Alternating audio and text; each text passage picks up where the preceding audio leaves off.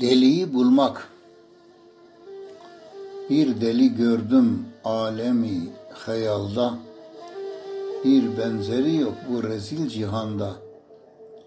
Çok geç tanıdım o kibar deliyi, adını söylersen küser mi dersin? Deliler sevimlidir, küsmezler gayri. Her şey toz pembe, dünyalar ayrı.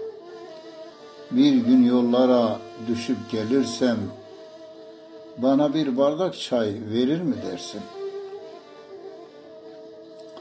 Dünya halıdır, hep böyle geçer. Kimi akıllıyı, kimi deliyi seçer. Ben akıllılardan sevgi görmedim.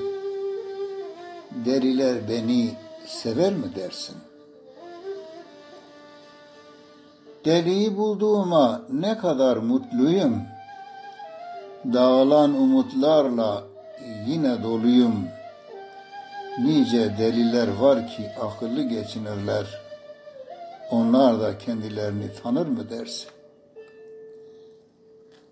Geç tanıdım ben hayal delisini. Anlayamadım şu feleğin işini. Biraz daha kalsam şu sanal alemde, olur muyum senin gibi bir deli dersin?